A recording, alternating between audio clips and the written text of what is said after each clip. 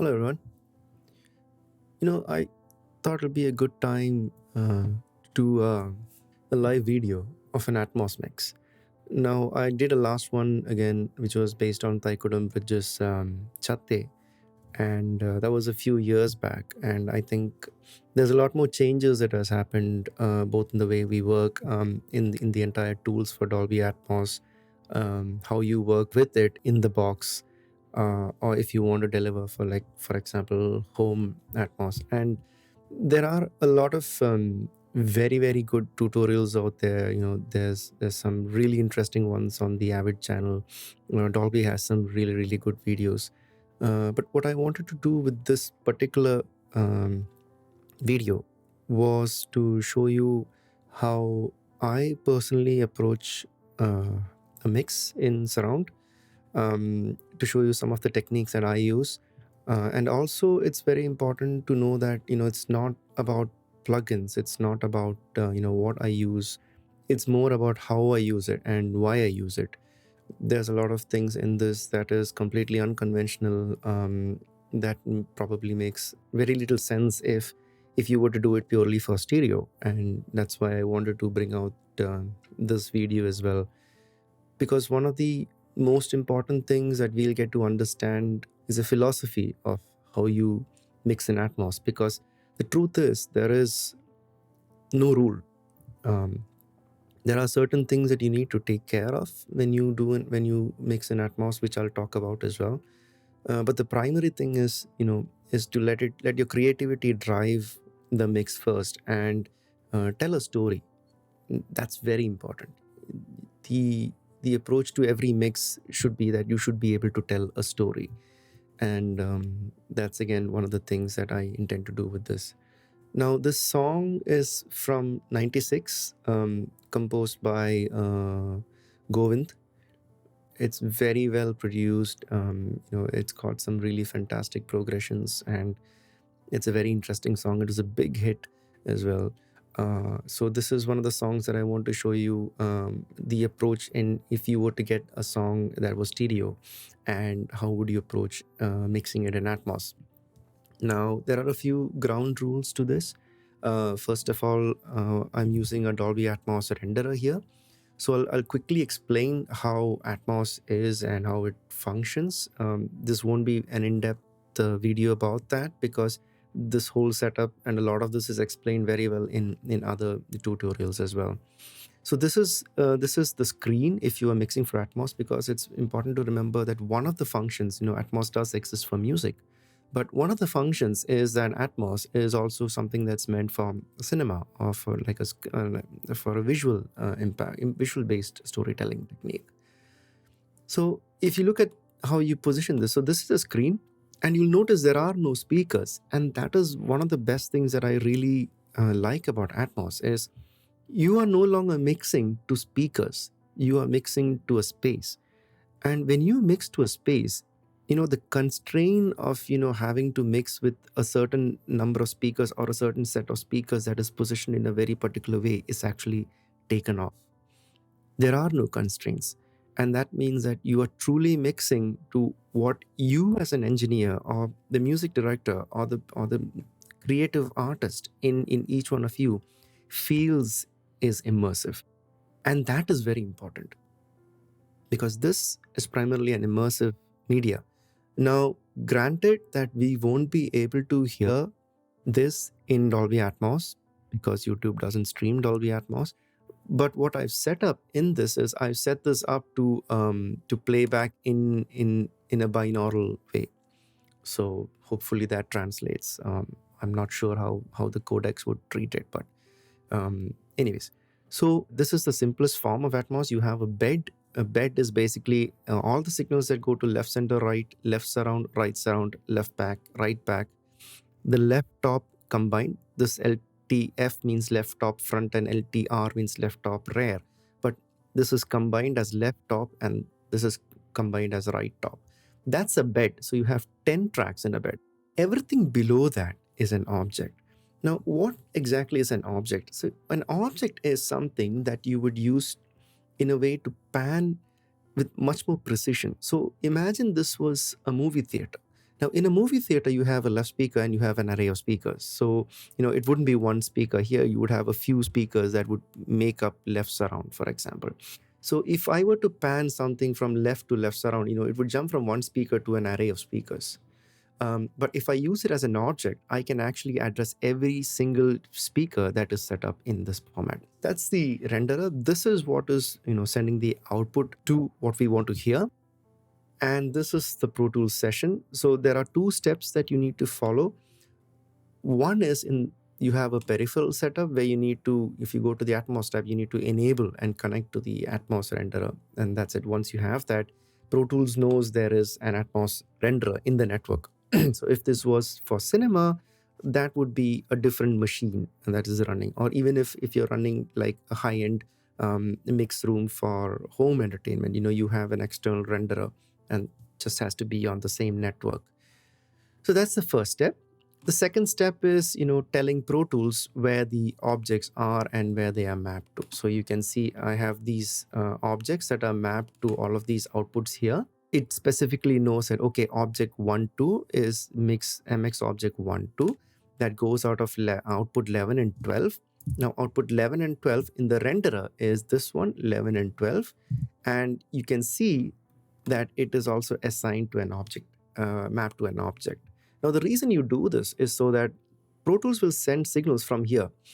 So the way Pro Tools tells the renderer is saying, hey, I'm sending you signals through output 11 and 12, but I'm also sending you the pan information that is related to that. So, but you have to be very careful because if you set this to, let's say, 11 and 12, and you set this to 13 and 14, it'll send audio out of 11 and 12, but the pan information will be for 13 and 14, so it won't pan. It's like having one track in Pro Tools and, you're panning the other track, doesn't make sense. Right. And, you can get much more details about this in a lot of tutorials that are there as well. So I'll just quickly play a small section and then I'll break this down into how I've set this up and how this has been arranged.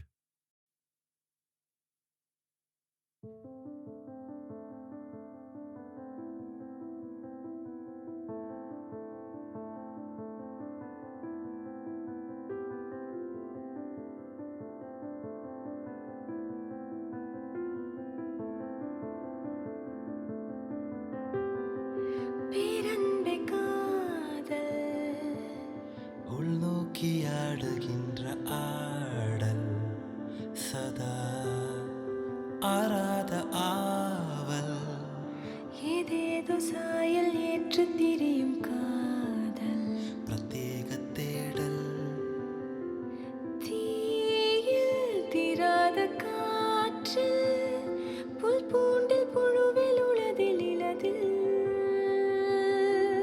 தானே எல்லாமும் ஆகி நாம் காடும் அருவமே இத்தியாதி காதல் இல்லாத போதும் தேடும் தேடல் சதா மாறாத காதல் மன்றாடும் போதும் மாற்று கருத்தில் மோதும் வாழாத ஊடல்.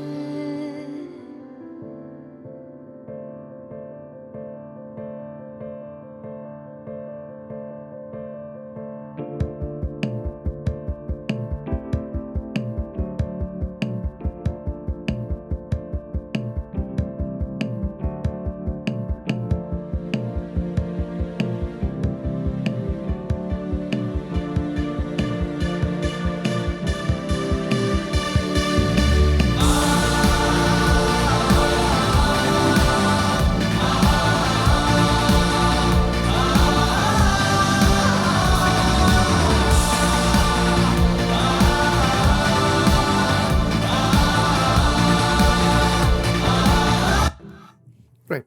So the song progresses from there on and on. Now, we are working on Pro Tools 2020, and I've organized everything into folders. You should definitely check out folder tracks in Pro Tools. It's pretty rad. So, there are two kinds of folder tracks. There's a routing folder track and there's a basic folder track. For this case, I've used all of them. I've just compiled all of them into basic folder tracks, and this is just purely for organizational purposes. So I'll take you through the tracks. I always work with VCAs. So if I have a set of stems, so if you look at this, I have percussions, loops, strings, piano, guitar, synth, vocals, and all of these are VCAs, and they all control these individual sections. So, for example, the percussion VCA controls all of these tracks. The loop VCA controls everything over here, and so on and so forth. What I also have a music VCA. Now, the reason I do this is because I use the music VCA to control everything but the vocals. That's something I keep in as a safety factor as well. Because if the song gets really busy, it's much more easier to slightly write the music under the vocals so that you have a bit more vocal clarity rather than trying to do a lot of EQ compression against the music. So that's just a safety thing that I keep in. In this one I haven't really done any rides in that. So the way this is all routed for now is I have all of my percussions going to a percussions bus. The percussions bus comes to this aux, and this one goes to my mix bus. So this is where I have the mix bus come in, which goes to a submix, and this output finally goes to a main output, which is here. Now, initially, the percussions and all of these outputs went straight off to the final mix bus. But what I wanted to do at one point was I wanted to do a bit of parallel processing to the entire song, in pockets, and I'll explain the reason why as well as we get there. But because I wanted to do parallel processing, I couldn't send it directly to this bus. So I sent it to kind of a submix bus, and I duplicated that, and both of these are now going back to my mix bus over here, the final mix bus. And I'll explain this routing as we get there. So we have percussions, we have loops, we have the bass, we have strings, pads, piano, we have guitars, we've got the synths, we've got some vocals, some choruses. It's so well arranged, and it's so well produced as well, as you heard it. Now, if you listen to this song actually starts with a very simple piano. The original panning for this one was, it's a left-right piano.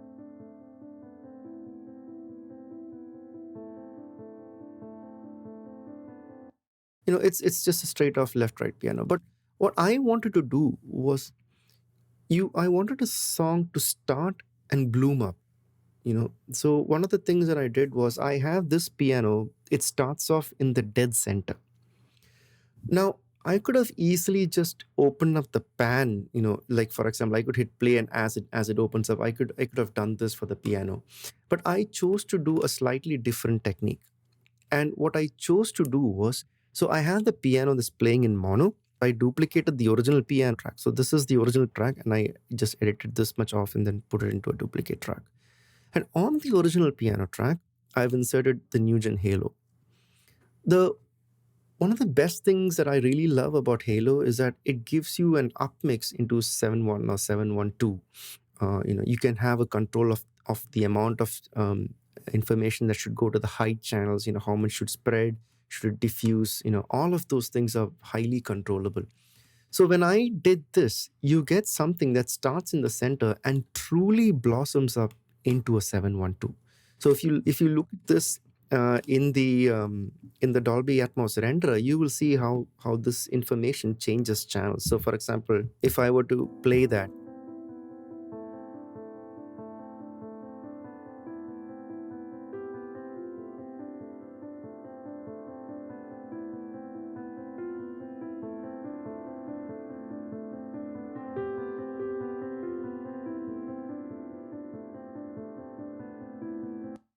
you can actually hear it bloom within your headphones when you sit and listen to this.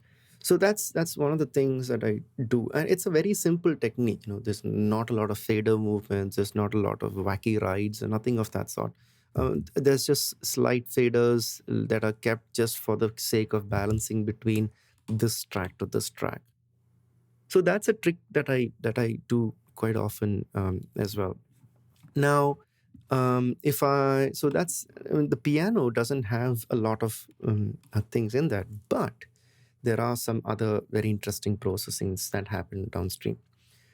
Before that, let me see what we've done for the percussions here, and let me if I solo the percussions, and this is actually pretty rad as well. You can just solo the folder, and the end everything that's part of the folder is now soloed in this case. So let's if I look at the percussion, this is what.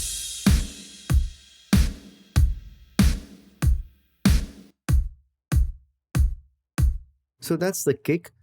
One thing I very often do with the kick is, I actually never keep the kick in this manner. And one of the reasons for that is I want the energy to be spread across the stage. The left, center, right together is the stage. So if you look at this, you have left, center, right. And for a person sitting and experiencing this, he should not be bothered about a left, center, or right channel. It should be a stage. So I want to distribute the energy equally within those. So that's why I tend to keep it roughly in this position, and you can actually hear the difference as well.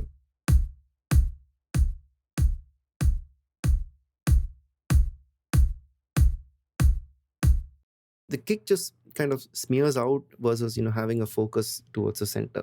So that's one thing that I usually do with the kick. What do I have on the kick? It's a simple Pro Q3. Usually I have some of these in dynamic mode, so I tend to keep the low ends in dynamic mode just to get a bit more better control over the low end of the kick. So if I were to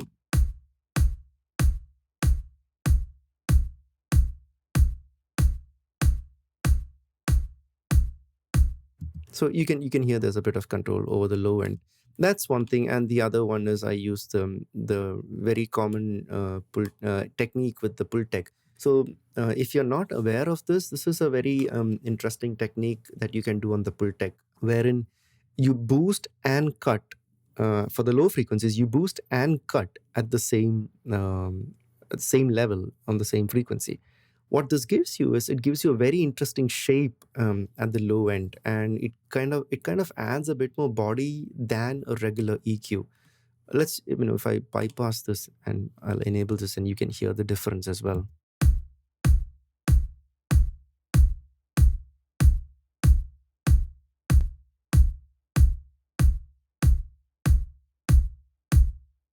It's subtle, but it definitely is a difference. Now I'm not sure if the YouTube streaming codec will let you hear that much of a difference, but that difference definitely does exist.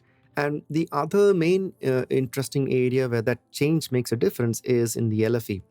So I make sure my LFE tracks go through a subharmonic processor, and the reason for that is simple.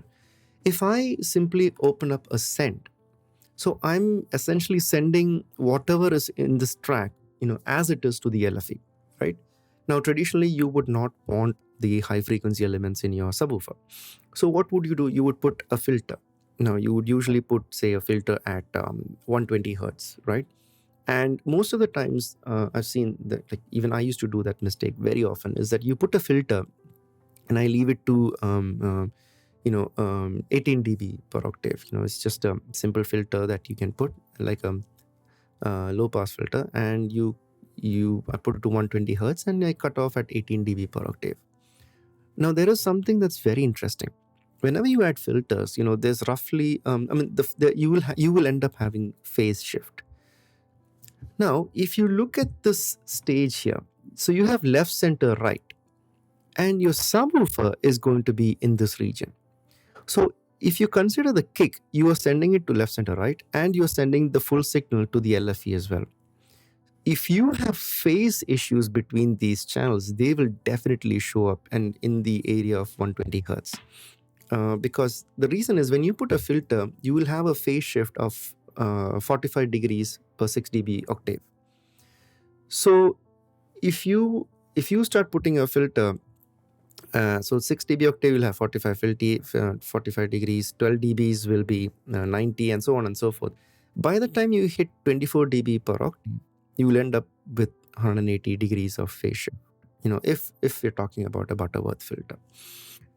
So with 180 degrees of phase shift, at the corner frequency, which is 120 hertz, what will happen is you will end up having, so if I were to show you that, so let's say mm, yeah, so let's just take a one band over here, and if I put this to 120 and I put it as a low pass, so if I put this to 24, what will happen is at 120 hertz, the signal will actually be 180 degrees out of phase, and that signal is the exact same signal that is there in this track. Right? We're not doing any processing.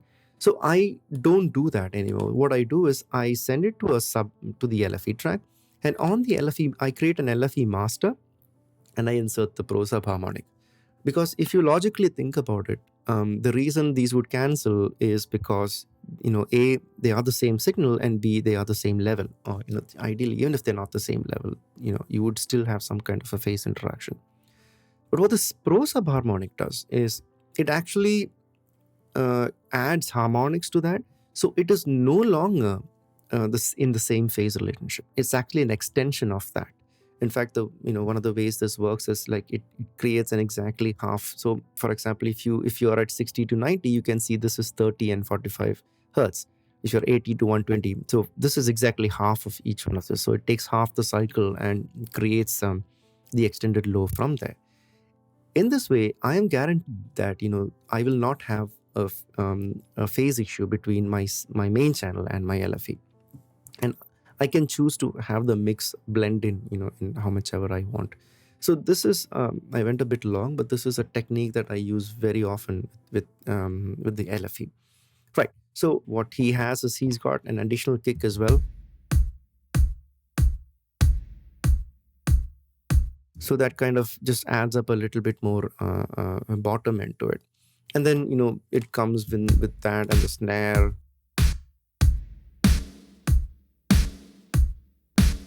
Now on the snare toms, I just wanted to get a lot more of the transients cut through as well. You can also see the pan positions that they are in. Now, one thing that I did in this was I duplicated this track, which you can see here. I had the same transient on that. What I also have is I've got the Eventide 2016. This is a very interesting technique that I learned from Alan Meyerson. So one of the things you can do in this is you have a front and the rear position. So what I do is, ideally you would have the mix at 100% wet, and I move this completely to the rear. What that gives me is a slight more diffusion for the snare, because a snare has a lot of transient elements in it. Now, if I were to take something that has a lot of transient elements and I start panning it to the surrounds, I would instantly hit timing issues, because the way these speakers are calibrated are, if you see yourself, you're sitting here. Now, the speaker that is along this plane will hit you before the speakers from here. So to compensate for that, you have a timing difference between the surround speakers and the front speakers. Now, if I were to do that, and if I were to put a transient element within this, what would happen is there would be a timing issue between these two. So I tend to roll off the transients. So in this case, when I heard it, just the Eventide does that for me as well. So this is what I would hear.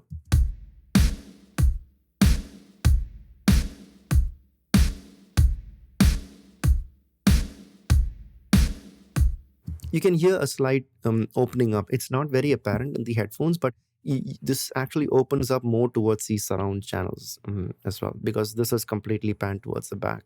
So that gives me a bit more opening up for the snare toms, without going towards processing direct reverbs on these. So if I listen to the percussion as you can see,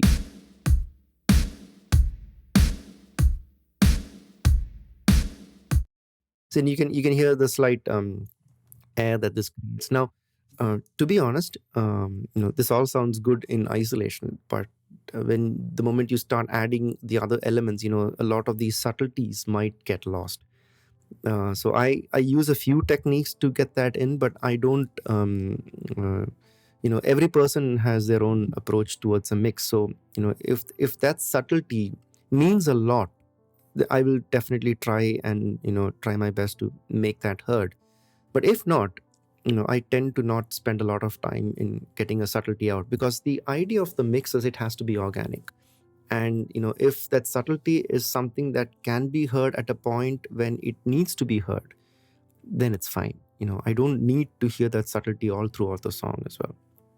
Then we have the cymbals. So the cymbals, I have a bit of transient attack on that, and I also have the uh, the Lindell plugin. Again, this is from Plugin Alliance, and if you're not on the Mega subscription, you should definitely get on the Mega subscription. Some of the plugins on this, I wouldn't say some, all of the plugins on this are fantastic plugins. They're like really, really good. So I use the TE100 because I really like some of the boost it does on the HF signal. So if I were to bypass this and we hear the cymbal here, now if I enable that, you can hear the air that this brings in, and right. So so if we were to listen to this section here, this is how it would sound.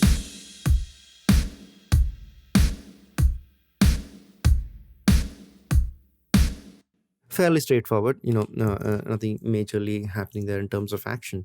But there is a section here that comes up, and what happens here is this is what it does.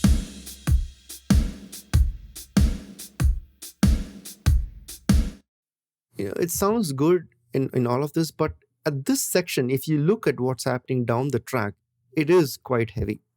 There's far more elements that are going to play there. So one of the techniques that you can do when you want something to be heard in a busy environment is to change the position of it. So what I have there is a pan man, and what the pan man is doing is it's basically just moving the shaker across, and this is how it sounds like.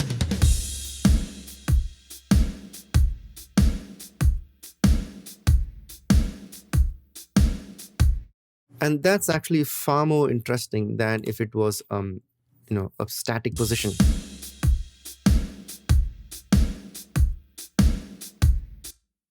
Because it gives a bit more movement to the song. There's also another place where this exact technique comes up, and that's for the tambourines over here. It's again, I have a pan man that's going into high pass filter, and I'm using again the mag EQ from Plugin Alliance. The one of the very interesting things about the mag is the air band, and it sounds really nice. It can go up to 40K. So if you're doing a project in, let's say for example 96K, you need to have high sample rate in your audio. And when you're mixing at 96K, as your frequency elements go all the way up to 48K if they exist, especially in your harmonic processing. It might not be there in the original recording, or it may be there, but your harmonic processings can go really high. And at that point, all of these air bands, they make a huge difference as well. So this is how it sounds with the tambourines.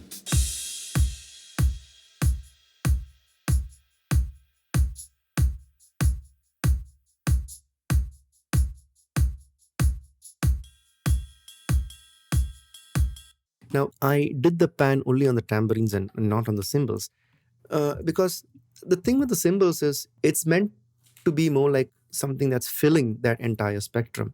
So if you have the very high tambourines moving across just to give you a sense of movement, I wouldn't want to have the cymbals move as well, because one thing you should keep in mind in mixing is less is more. So you pick and choose what you want to move, and if you want to move it, you have to have a very valid reason to be able to move that as well.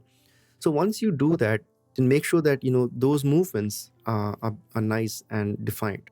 So that's where the point where I said of something that is where you have something that is subtle and you want to work with it in your session.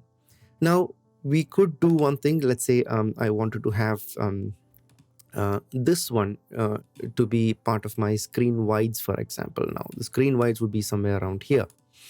Let's see, I can assign it to an object. Okay, I don't have a free object. Let me just make a a few objects for us. I come to my bus. Let's make 3 stereo. I'll auto create that.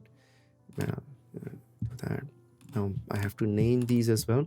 So there's a very interesting application that I use, which is Soundflow. You can do a lot of magic with it. You should definitely check it out. It's called Soundflow. So I have to start at 15, 16, 17, 18, 19, 20. Okay. So let's come back to Soundflow, and I run this, and I call it object, and I start at 15 and I end at 20. This is what it does. That's pretty amazing, isn't it? So now that I have these, I'm going to select these. I'm going to assign them to 15, 16, 17, 18, 19, 20. And I need to assign them to my objects as well.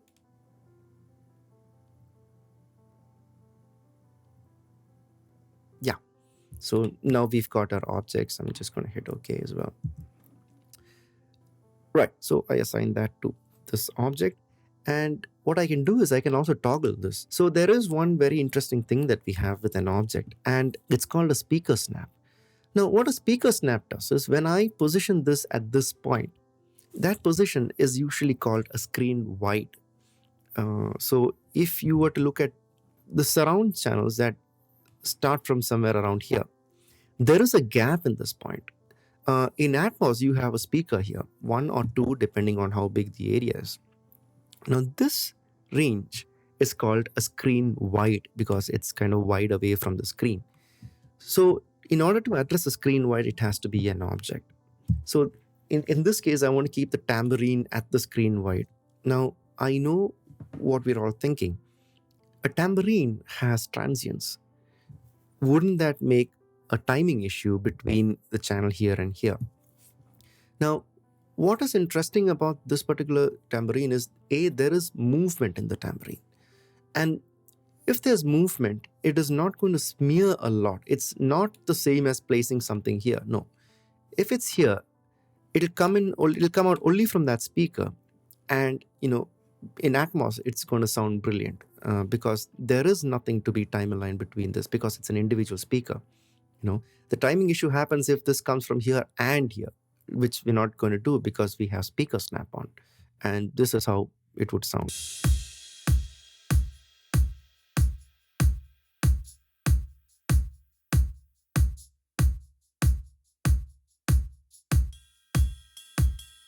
You can see it come out from 25, 26, and you can see the positioning. Now, one thing to notice is I have a ride on my percussion track here, and the tambourines were going to this bus. Now, because I've sent it out of an object, it is no longer going to this bus. So what I have to do is I have to copy this automation and keep it there just so that it follows the same ride.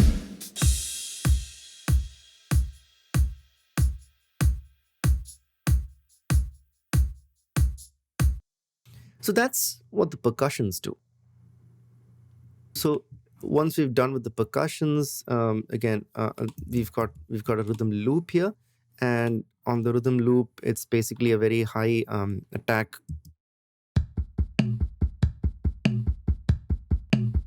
And you have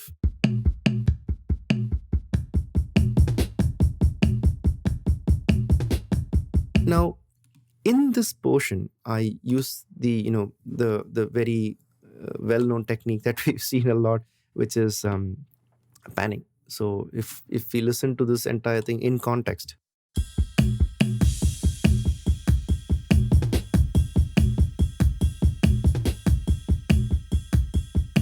so you can hear that a bit more with a bit more prominence, with a bit of that movement as well.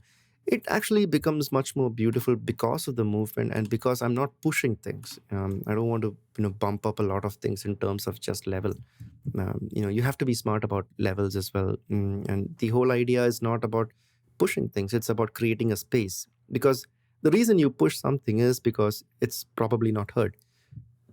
And if it's probably not heard, it's probably clashing with something else as well. If it's clashing with something else, you need to figure out a way to, kind of give it a movement or make an EQ or a compression and proceed in that term. So this is one of the tricks that I do, because there are, in my opinion, there are three ways you can get dynamics in a mix: frequency, volume, and positioning. So the next thing is the bass. The bass, again, I just have a pretty small EQ that's there, and I also use the Acme Opticom. This is a trick that I learned from Farhad, who's another brilliant engineer as well.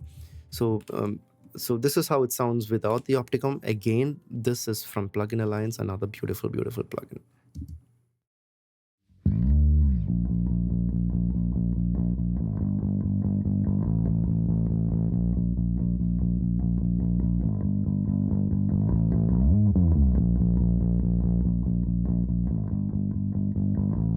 You can just hear the attitude come up. I wanted to be able to accentuate some of the movements that he's done in the playing as well, rather than leave it completely static. Again, when you create these slight movements, you create space, and you make sure that these things are heard within the mix as well. So the bass is one of the ones where where I wanted to make sure that the subtlety was heard, and there's a complete ride over the bass as well. So if you listen to the bass in conjunction with the percussion, with the kick, and the snare, and all of those as well, you can see how it sounds as well.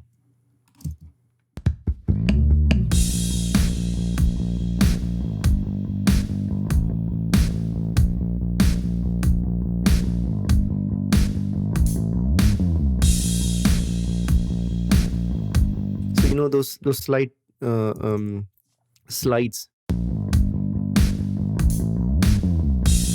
just giving it like a little bit of bump, and rides and all of that as well. The none of these instruments had their rides. I didn't do any of the rides in solo. All of these rides and all of these processes that you hear are done after playing back the tracks. So usually my method is, once I get the tracks and once I arrange them, I just hit the space bar to see what's in there, and it just plays off. I make my slide mental notes, I make my fader levels and all of that, just to get it in the ballpark of where I think it does not have a lot of clashes. And then, and only then, do I start with EQ. And most of my EQs are usually corrective EQs. While corrective EQs are good, you also have to be careful to not take away the meat of the song. A lot of times when we start doing all of these corrective EQs, I used to do this mistake a lot. Make sure you do these EQs in context with the other thing. You want to be able to tell if, okay, so if you were a bass player, and if someone sings a song, at what point would you kind of accentuate his singing, or accentuate the music a bit? That's kind of what you do with every element in the mix. And the way you do that is not in solo. You listen to each of these elements, you pick out how they want to interact with each other, tell a story, because this is a story of a lot of people. You have the bass guitar, you have the strings, you have the pads, you have the vocals, the percussion. This is a story of a lot of people, and you want every person to play their role in this. So that's one thing about the bass guitar. And if you notice, the bass guitar is again panned pretty close to where the kick is. So if I just solo the bass and percussions over here, and we listen to this.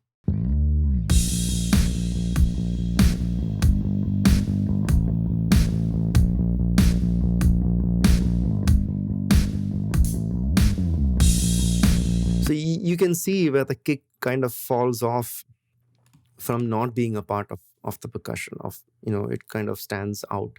So I start building these subtle relationships, these subtle conversations between these instruments. Now, when I started learning about mixing, and you hear these things of make the instruments talk to each other, they should tell a story.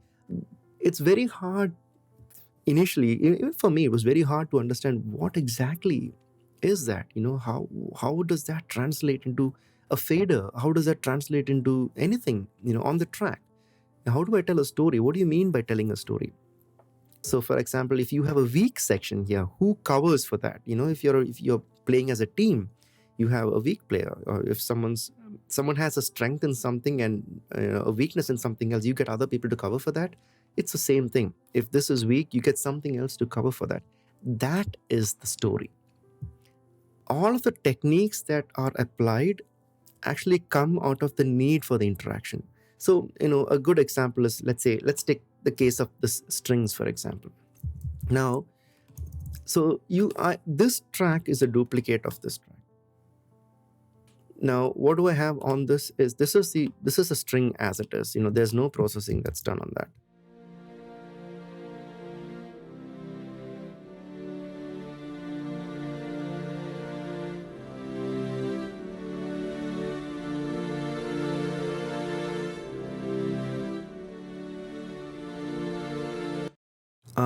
What I've done is I've duplicated this track.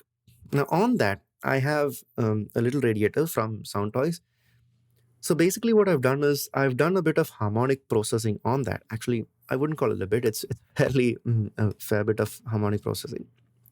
I've used again the Ventai trick on that, and I pushed it to rare, and with slightly more than 50% of a mix, and that is to make sure that these two sounds, although are similar, they're not exact in waveform. It's called decorrelation. They sound similar, but they're not exactly the same waveform that is being when you play them back. When you decorrelate something, you have the advantage of adding a bit more space to it, a bit more separation in that, and you have to be very careful of how you decorrelate. So one of the techniques that I use is a lot of harmonic processing, reverbs. Now, when I say reverbs, it's very subtle. They would be like, in terms of wetness, it would be like around 5 or so, 5% wet, slight things like that. And what I've done on this track is I've upmixed the harmonically processed track. Now, one of the ways the Halo upmix works is it looks at prominent frequencies that is there. So if the frequencies are prominent, it pushes it towards the front. If it finds that some of those elements are diffused, it will start pulling it back. Now, by introducing harmonic processing in that, I'm changing the relationship of what was prominent before. I have much more signals now that are more diffused. So which means I can actually easily fill my surrounds in a way that was not possible just by panning. Now, if I play them together, you will hear the difference.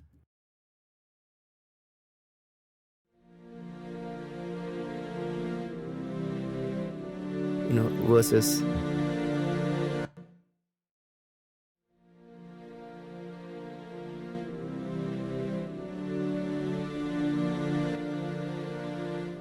you can hear how it completely opens up. I couldn't do that with just panning. And the reason, again, these kind of slow movements are more, they give you a feeling of something that's like a warm hug, and when you have that movement in surrounding you, because what happens when someone hugs you is like you're covered, right? And you try to get that kind of an expression from this musically, and this was the only thing that was there, so I duplicated this, added a bit of harmonic because I didn't want them to clash, added a bit of reverb and upmixed it, so now I have a perfect hug that is there. And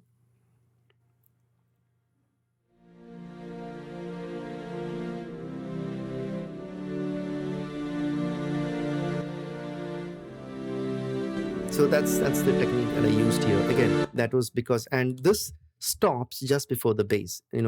By the time you have the bass guitar, the panning of this string has stopped. So at the bass guitar, it's static now, because then the conversation is based on levels between the bass guitar and the strings over there, right? So we have another set of strings as well. It's a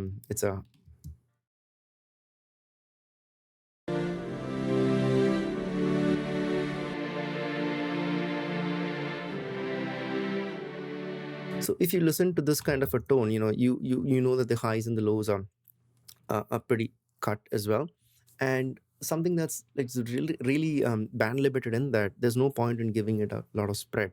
So which is why I anchored it towards the front. So if you look at the spread of the strings in its entirety, just the strings, you will actually see how it's spread in a 5.1.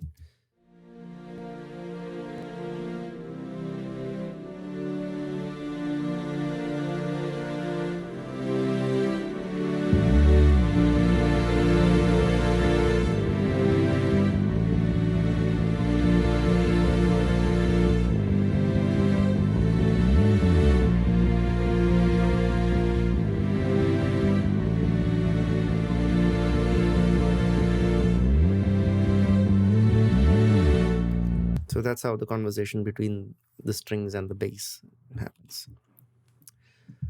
Right. So we've dealt with the piano. Now we've got the Rhodes here. It's the same technique. This was the original Rhodes that was there, and it's played.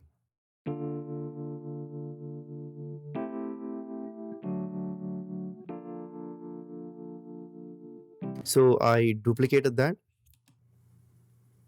I used a bit of reverb in this case. And one of the things I wanted was to spread out this Rhode. And the other thing I did was to add a tremolator to this, because I wanted to accentuate the rises and the falls in the Rhode itself.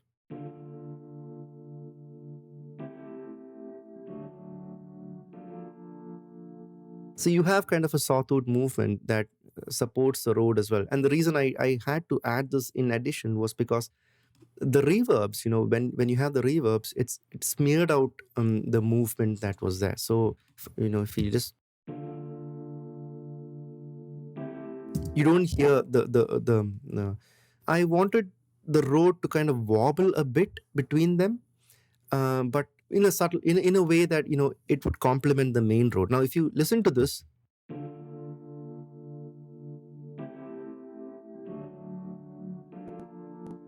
it sounds a bit too much, too drastic. But if you listen to this whole element as one element,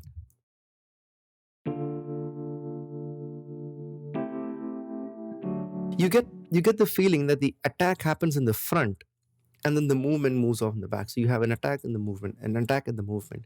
You can achieve this pretty easily, without using a single fader movement there. So this is why I duplicated this track, so that I get a bit more of a movement here. Now remember, also the other reason why I had the Rhodes already towards the center was, at this point, if you remember, we start the piano in the center and then we open up towards the surrounds, right?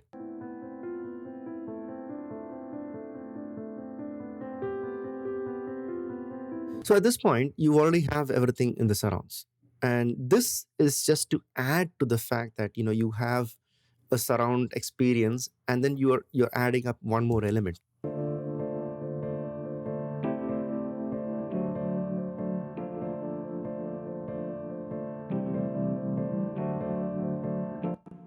If you listen to the piano, the strings, and the bass,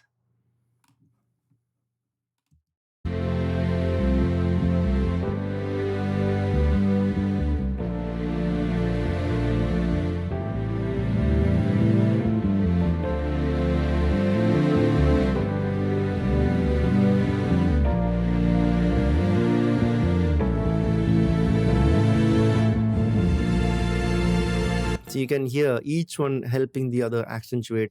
Compositionally, the song has a build-up, but these are subtle things that you can add as an engineer. Now the guitars actually have a very unique technique that I've used as well. So again, I have, there's literally no processing in this. What I did for the delay was a thing called, which I kind of called it as the infinite delay. Now you can see it rises in each pluck. So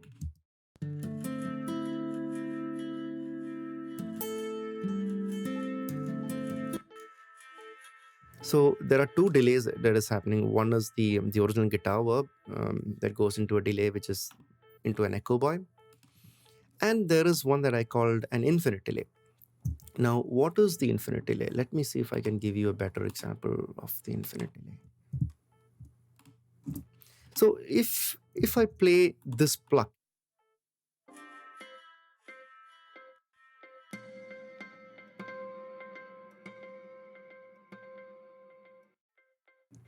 so what happens is, so the way I've built this is, if I show you the mix window, it comes to the left channel. The left feeds the center feeds the right feeds the right surround, the right surround feeds the right back, the right back feeds the left back feeds the left, and the left again feeds the center. So it goes in a circle. Now if I were to show you all of these are positioned as objects. So if I play this,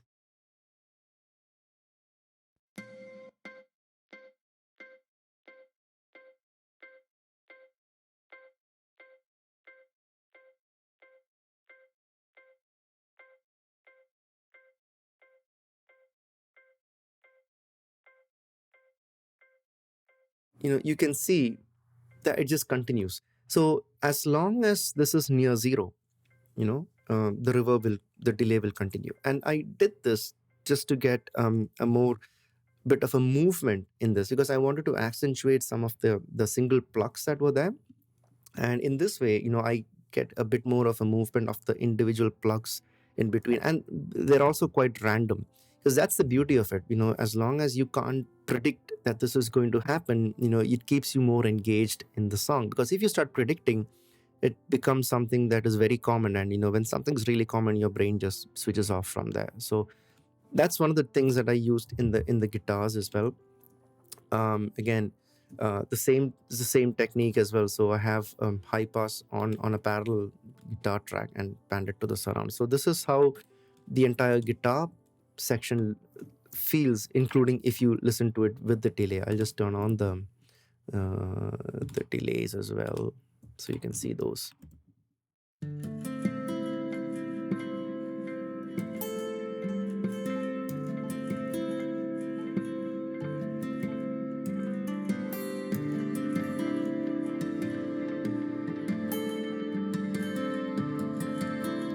And you can hear that it's much more of an ethereal thing. It's just to give a motion, a feeling of fluidity in that whole thing. Something that's ethereal, moving around. And because these are at random positions as well, that's the technique of infinite delay that I've used as well. So this entire thing goes off to the delays, in terms of send. And you can also see that they're not exactly the same levels as well, just to make, you want to have a bit of the human element in that. Everything is not perfect, and it shouldn't be perfect. When it's not perfect, it gives you more of a connection to that. If we come down to the synths over here, what we have on the synths is, this is straight off positioning that's there. I use the same technique. So I have a tremolator with a panman to give a bit of motion towards for the synths, especially in this region over here. That's what I did with the synths. And when I play this whole section, the idea is to make you feel that the synth is one surround element rather than a mono element.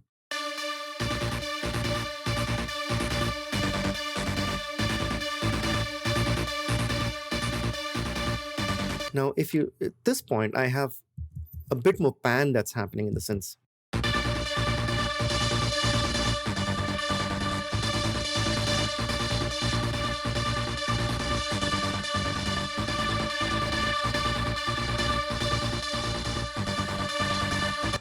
And that's again to give the whole synths a bit more of emotion, and not really pull you into the fact that, look, hey, I'm doing a whole pan. No, the idea is just to get you engaged, because at this point you have the climax of the song.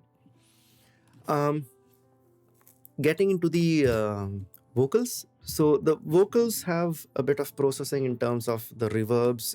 Again, these are the reverb EQ, and on the reverb, the effects track itself, I've done a processing using Seventh Heaven on that. Another very interesting thing you could use is, for example, exponential audio, which is isotope. And what that gives you is, you have the stratus sections, which is also a 3D reverb. So you can use, let's say, 7.1, and you can use the remaining two for overheads, or you can use it to send it to your sides as well, assign it to an object. But I went with this particular technique as well. So not a lot of very heavy processing, just a few corrective EQs in this. And this is the vocal master chain that I have.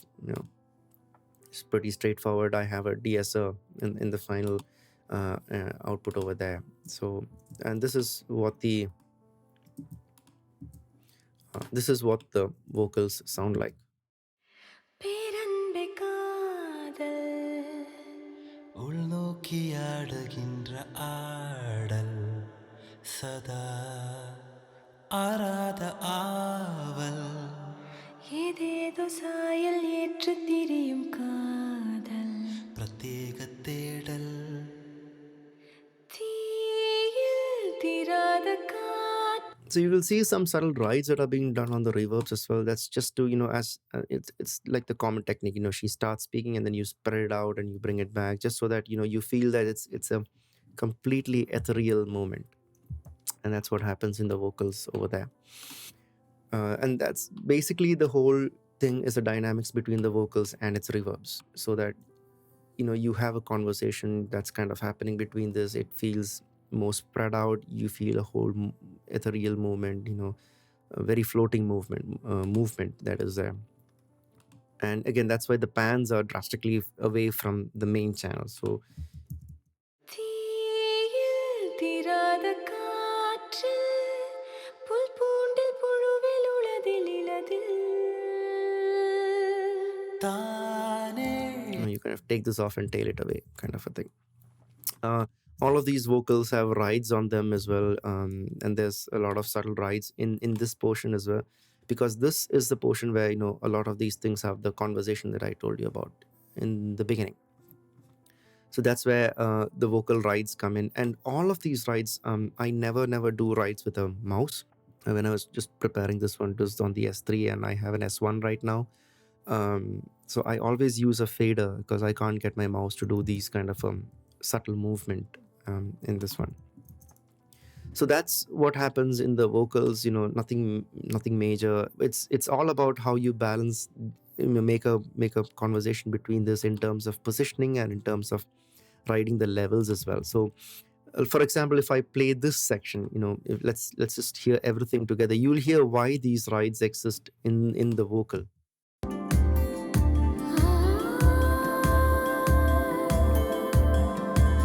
கொஞ்சம் பூரணமே வா நீ கொஞ்சம் எழிசையே. Now, if you were a singer, these are kind of the exact movements that you would be doing as you sing. You would go front and back, and I wanted to bring that kind of a movement within the song. It's as well, like, adds a bit of dynamics to this, makes it more real, more human, rather than having the singer sing straight up into the mic. So that's one of the things that I did over here. Coming to the chorus, again, chorus was straight. There's a pan that I did over here.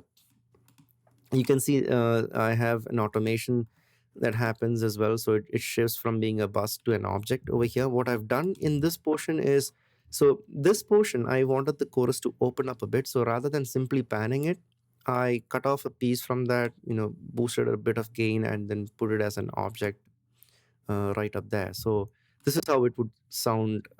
This is how the chorus would sound. காதல் கண்ணீர் சீலந்தி காதல் விண்மீனின் மேகந்தி காதல் மெய்யான வதந்தி. So it's those E's that you hear, and it's basically a filtered EQ that's going into a reverb, and slight bit of pan as well. It's just to get that slight bit of movement over there, and all that is there is just.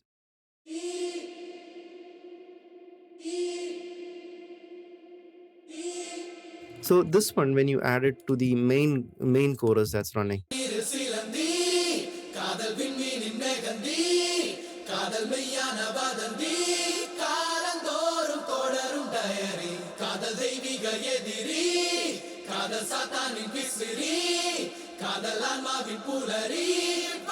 the idea is also that you shouldn't really hear those E's very prominently. It might feel like that now, but in the context of the mix, you'll find that it's much more controlled. நாம் இந்த காம்பில் காமத்தின் ருசி காதல் கண்ணீர் சீலந்தி காதல் விண்மீனின் மேகந்தி காதல் மெய்யான வதந்தி காலந்தோறும் தொடரும் டயரி காதல் தெய்வீக எதிரி காதல் சாத்தானின் பிசிறி காதல் ஆன்மாவின் புலரி வாழ்ந்து பெற்ற degree.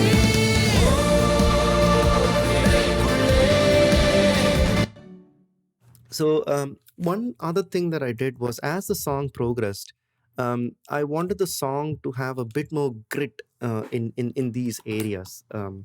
A bit more, I wouldn't say grit as the right word, a bit more of warmth and a lot more harmonics in there. So what I did was to use parallel processing. So I use an SPL, there's a Saturn, and there's a Fairchild. So if I were to play this, if I just turn off the automation, and if I mute that for now,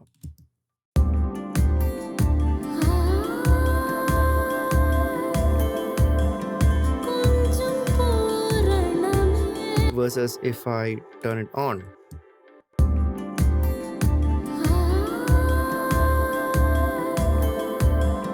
கொஞ்சம் பூரணமே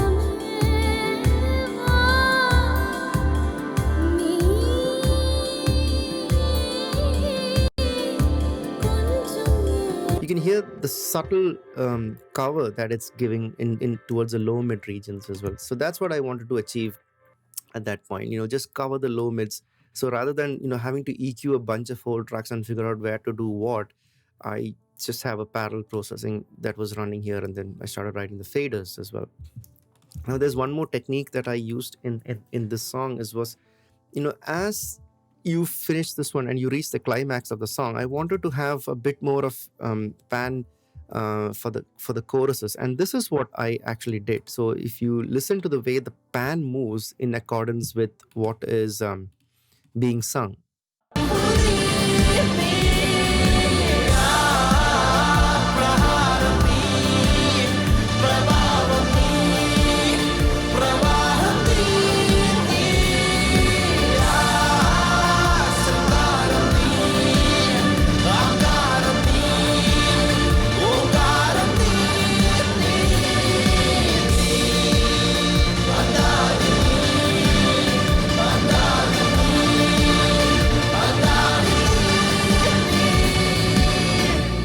so I'm pulling him back on those accentuated vocals.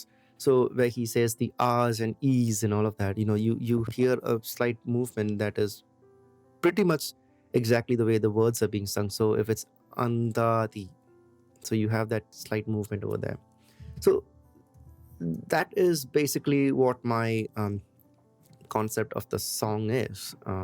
And once we have this built up, once you know exactly what you want to do, why are these levels being ridden against each other, how do you fix the balance between each other, where do you use compression, where do you use limiters, now where do you use an EQ, why would you use an EQ, and how would you tell a story? Once you have that, you have a piece of work for you. And I'll play the whole song at this point.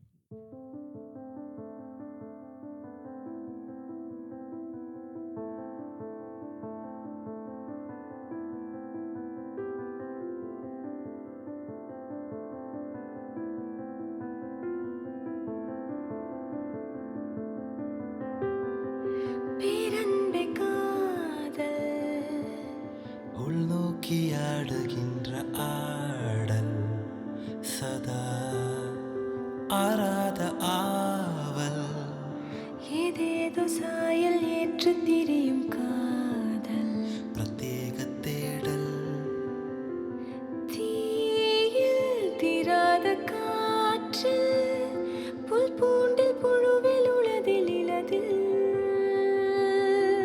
தானே எல்லாமும் ஆகி நாம் காடும் அருவமே இத்தியாதி காதல் இல்லாத போதும் தேடும் தேடல் சதா மாறாத காதல் மன்றாடும் போதும் மாற்று கருத்தில் மோதும் மாறாத ஊடல்.